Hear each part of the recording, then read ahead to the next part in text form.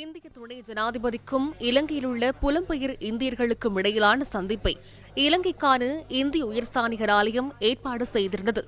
பம்பலப்பிட்டி கதிரேசன் மண்டபத்தில் நடைபெற்ற இந்த நிகழ்விற்கு அமைச்சர்கள், பிரதி அமைச்சர்கள், பிரதி சபாநாயகர், பாராளுமன்ற உறுப்பினர்கள், அரசியல் கட்சிகளின் பிரதிநிதிகள் உள்ளிட்ட பலர் அழைக்கப்பட்டிருந்தனர்.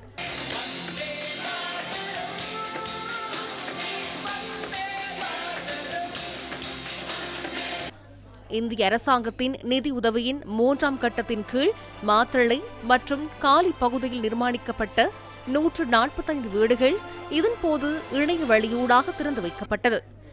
இலங்கை விஜயம் பக்கத்து நாட்டு விஜயம் என்பதை விட பக்கத்து வீட்டு விஜயம் போன்ற உணர்வை தந்ததாக இந்திய துணை ஜனாதிபதி தனது உரையில் குறிப்பிட்டார்.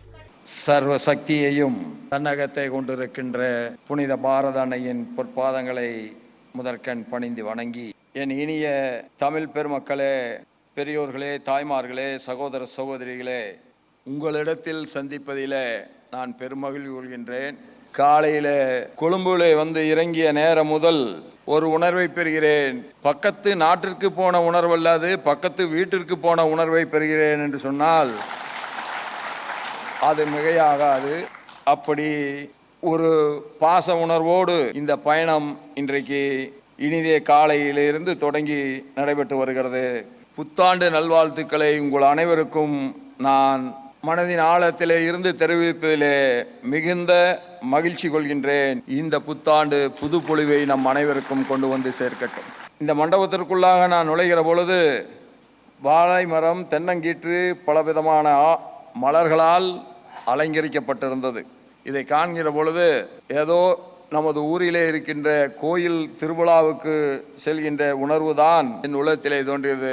அதுவும் நாதசுரத்தோடு மிருதங்கம் முழங்க பெற்ற வரவேற்பு அத்தகைய உணர்வைத்தான் தந்திருக்கிறது. இலங்கையில் உள்ள இந்திய வம்சாவளி தமிழர் சமூகம் இந்தியாவிற்கும் இலங்கைக்கும் இடையிலே இருக்கின்ற ஒரு உயிர்ப்புள்ள உறவு பாலமாக விளங்குகிறார்கள் என்றால் அது மிகையல்ல. ஊட்டியிலே இருந்து ஹட்டன் வரை, திருச்சியிலே இருந்து தலவாக்கலை வரை, ராமநாதபுரத்திலே இருந்து ரம்போடா வரை, மதுரையிலே இருந்து மஸ்கிலியா வரை நமது தொப்புள் கொடி உறவு 2 நூற்றாண்டுகளுக்கு மேலாக நிலைத்திருக்கிறது. இலங்கையில் வாழும் இந்திய வம்சாவளி தமிழர் சமூகத்திற்கான வெளிநாடு வாழ் இந்திய பிரஜைகளுக்கான அட்டையை 6ஆம் தலைமுறை வரை நீடிக்க தீர்மானிக்கப்பட்டுள்ளதாகவும் துணை ஜனாதிபதி இதன்போது தெரிவித்தார். தேவையான ஆவணங்கள் இல்லாததால் OCI திட்டத்திற்கு தகுதி பெறுவதில் பல்வேறு விதமான இன்னல்கள் இருப்பதை எடுத்துக்காட்டி அதை தீர்த்து வைக்கும்படியும் கேட்டுக்கொண்டார்கள். இளைஞர்களும் OCI அட்டையை பெறுவதில் தங்கள் விருப்பத்தை அவரிடத்திலே தெரிவித்தார்கள். இது ஒரு அடையாளமாக மட்டுமில்லாமல் வளர்ந்து வரும் இந்திய பொருளாதாரத்தின் வாய்ப்புகளை இந்திய குடிமக்களைப் போலவே இந்தியா வம்சாவளியினரும் பயன்படுத்தும் நோக்கத்துடன் இருந்தது. என் அன்பு சகோதர சகோதரிகளே, நமது உறவு ஒரு குடும்ப உறவாகும். உங்களின் கோரிக்கையின் அடிப்படையிலும் பாரத பிரதமருடைய மட்டில்லா முயற்சியின் பேரிலும் இந்திய அரசு இந்த சிக்கல்களை தீர்ப்பதற்காக கடுமையான முயற்சிகளை மேற்கொண்டுள்ளது. இதனை சார்ந்து 2 முக்கியமான நடவடிக்கைகளை அறிவிப்பதில் மிகுந்த மகிழ்ச்சி அடைகிறேன். முதலில் இலங்கையில் உள்ள இந்திய வம்சாவளி தமிழர் சமூகத்திற்கு OCI திட்டத்தை 6ஆம் தலைமுறை வரை விரிவுபடுத்தும் முடிவு எடுக்கப்பட்டிருக்கிறது. இது ஒரு வரலாற்று சாதனையாக நான் பார்க்கிறேன். நம்முடைய இன்னல்களுக்கு ஒரு தீர்வாக இது அமைந்திருக்கிறது. 2வது அறிவிப்பு, OCI அட்டைக்கான விண்ணப்ப நடைமுறை மிக எளிமையாக்கப்பட்டுள்ளது. இலங்கை அரசு வழங்கும் சான்றிதழ்களும் இனி இந்திய வம்சாவளிக்கான ஆதாரமாக ஏற்றுக்கொள்ளப்படும்.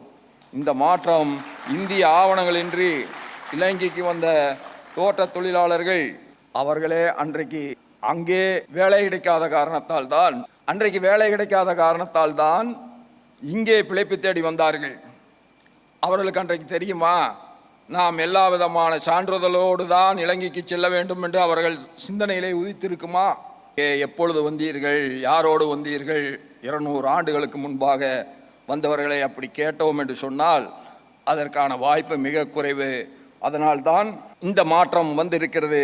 இந்திய ஆவணங்களின்றி இலங்கை வந்த தோட்ட தொழிலாளர் தமிழர்களுக்கு உதவிகரமாக இருக்கும் வகையில் இந்த திட்டம் மிக மிக எளிமையாக்கப்பட்டிருக்கிறது.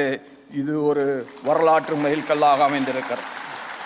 இணைவோம் வளர்வோம் என்பதை ஜனாதிபதி அனுரகுமார திசாநாயக்கவுடனான சந்திப்பின் போதே தாம் வலியுறுத்தியதாகவும் இந்திய துணை ஜனாதிபதி குறிப்பிட்டார். இந்திய இலங்கை பொருளாதார வளர்ச்சி என்பது ஒரு புதிய விண்ணை தொடுகின்ற அளவிற்கு இருக்க வேண்டும் என்று நாம் இன்றைக்கு முழுமையாக விருப்பப்படுகிறோம், முழுமையாக நம்புகிறோம்.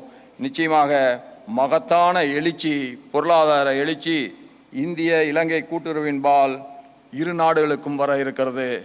வி வில் grow டுகெதர் என்று நான் சொன்னேன். இன்றைக்கு இலங்கை அரசின் ஜனாதிபதி அவர்களை பார்த்த நேரத்தில் நான் அவர்களிடத்தில் சொன்னேன், we will grow together, இணைவோம் வளர்வோம் என்று சொன்னேன். அதுதான் இன்றைக்கு இந்திய அரசினுடைய முழக்கமாக இருந்து வருகிறது.